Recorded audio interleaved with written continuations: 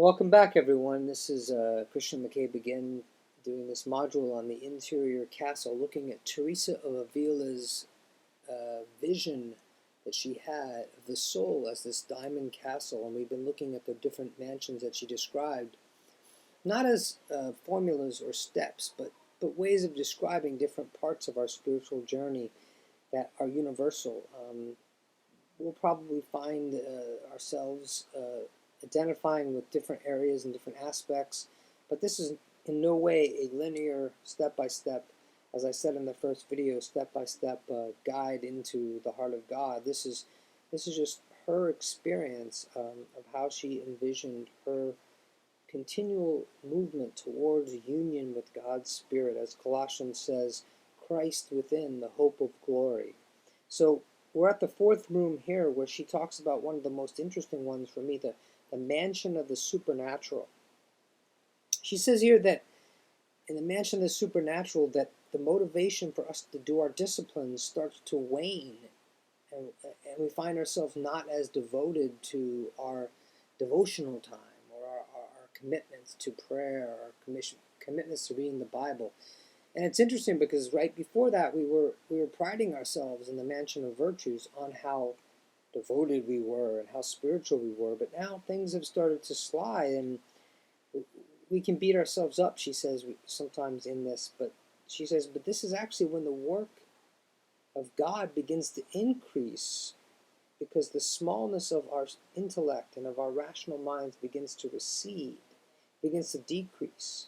This is where the ideas of what we think will make us more spiritual, what we think will take us closer to the heart of God and to His Spirit, actually starts to decrease, and God starts to work in a more profound way. So if our disciplines are waning, it's not necessarily a sign that we're losing faith. It might be a sign that we're growing in certain areas beyond just a rational faith. And she says during this time, the soul starts to experience consolations. She starts to talk about the soul like a garden, and when during meditation, which is one of her practices, she says she envisions sitting next to a stream and watering the soul's garden with buckets of endless water from the stream. Just buckets of endless water. She said, and she got into trouble for making the disciplines this simple, but she said she just meditated on passages of Scripture, imaginations about the life or events of Jesus' life, reflections on nature. And so in this, she experienced this first garden of the soul during meditation, and she said there was also the prayer of quiet which came to her, which was a little bit deeper. Instead of her having to go into the stream with buckets and pour out, like we read in the book last month, there was a water wheel that would spin and shoot water out into the garden, and it was God doing the work without our intentional effort. More than we can imagine or reflect on, God's Spirit was beginning to take over our spiritual journey. And so she talks there about the difference of meditation and contemplation, which really hit me as someone who's practiced silence and meditation and strive towards contemplation, I guess, for rest and union with God. She says that meditation is human beings directing themselves toward God, and contemplation is actually the abundance of God overflowing into the human soul. The abundance of God overflowing into the human soul. And this just really struck me.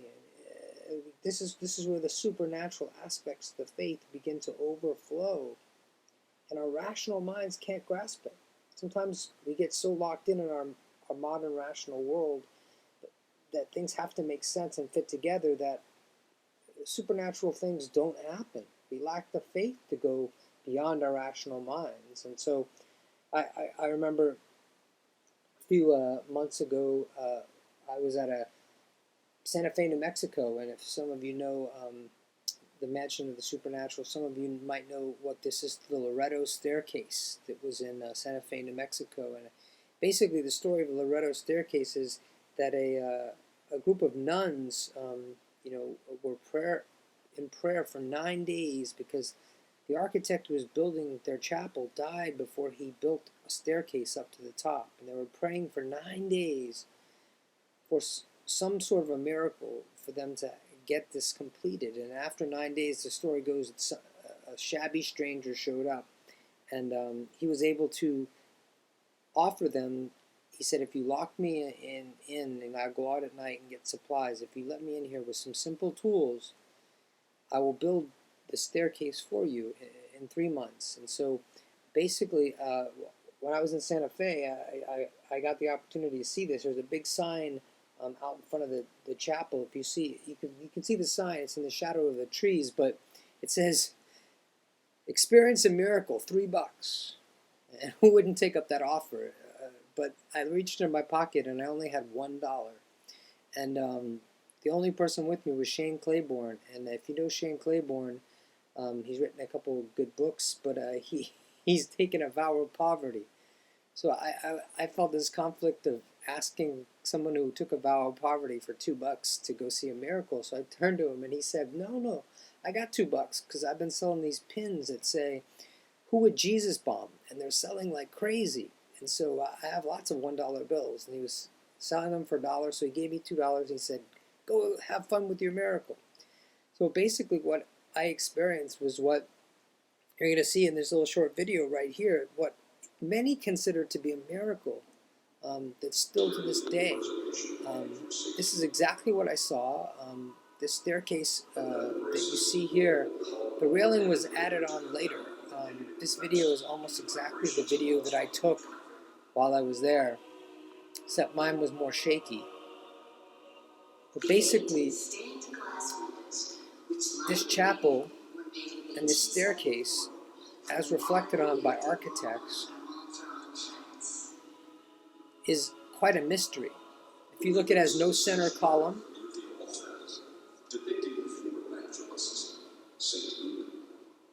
And it goes up only 29 feet, but it makes 2 complete revolutions around before it gets to the top. Beautiful little chapel. This video is almost exactly like the video I took, except for this last few seconds here. I don't have any idea who that guy is. But basically, if you look at this, he built this with no nails. And there's some people who've been trying to debunk that it was a miracle, and they found 3 candidates that are potential. But even the best candidate they found would have built this staircase, not with the railing that you see now. Imagine it without the railing, with no nails, supporting the weight of people, with foreign wood from area that they don't know how he got it, with simple tools, using water to bend some of the wood. At 23 years old, the best candidate for who might have built this staircase, even that, at 23 years old, with the simple tools that he used and the fact that he was able to build something that architects now can look at as a masterpiece, a mystery, a miracle, is profound. And it came after 9 days of prayer. These nuns experienced the mansion of the supernatural because their minds were open beyond what could possibly happen, to something that they never expected could happen, and they got a miracle. I believe this after seeing it to be a miracle, and just the fact that even if a 23-year-old man who's a carpenter to be gifted like this is a miracle from God in my eyes. And so these nuns experienced this 5th mansion, this miracle. And then the 4th room, then the 5th mansion, she talks about, it's the mansion of union. It's where our human capacities start to recede. Our logic, our intellect, our rationality actually start to go to sleep, which is, again, so counter to the way that we think about our faith. We think about our faith having this intellectual foundation since the Enlightenment and being a very rational faith. And not to say that it isn't rational, but that rationality and logic and intellect is not the only capacity for our faith, and it can get in the way of some of the deeper capacities. She says here in this fifth room, the soul begins to receive gifts of union with God, hints at a marriage of the soul. And it's like a lover and a beloved spending long periods of time together rather than disciplined prayer. She said there's such a pull towards God that these venomous reptiles that used to be fearful in the first mansions aren't even in our sights anymore. Our faith has grown, our resistance has grown to the point where these things that used to be fearful to tempt us, to take us off the path, aren't even in our sight.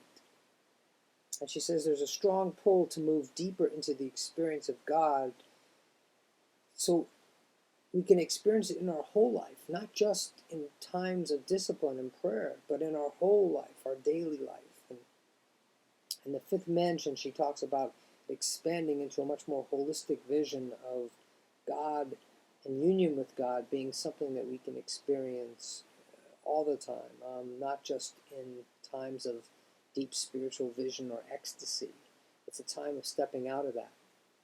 So that's this fourth and fifth room in our journey through the interior castle of Teresa of Avila.